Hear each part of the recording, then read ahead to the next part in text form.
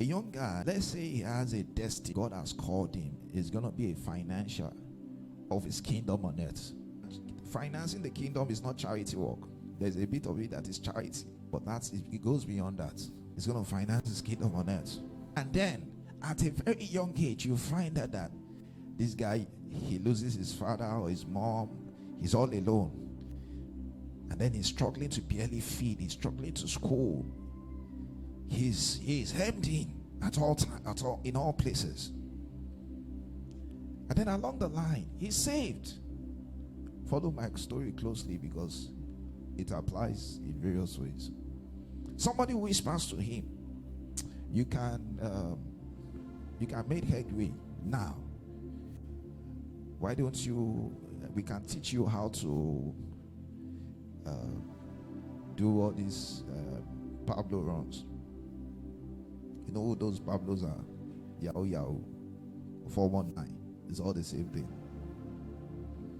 And then he begins to learn. Along the line, he suddenly has a bit of comfort, right? Suddenly he finds himself succeeding at it. He's suddenly able to buy a car. It's like, this thing works.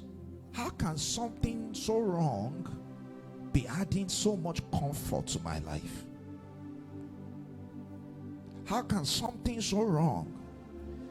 Here I am believing and serving God, and all this while I can barely feed, I can barely meet my need.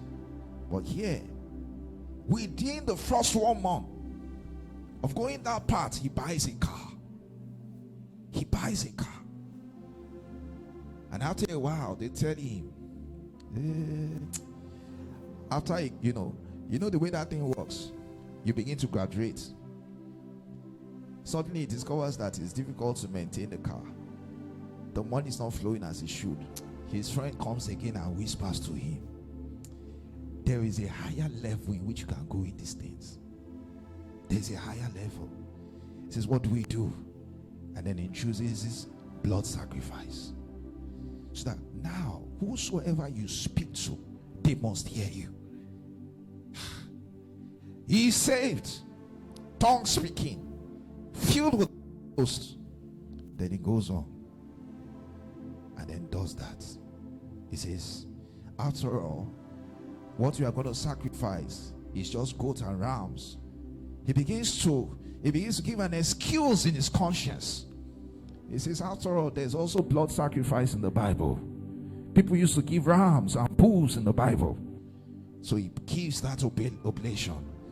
Do you know what? Another part of his conscience dies. He dies. You saw what First Timothy read? It says, those who have left a good conscience. A good conscience. Their conscience. You know the power of your conscience.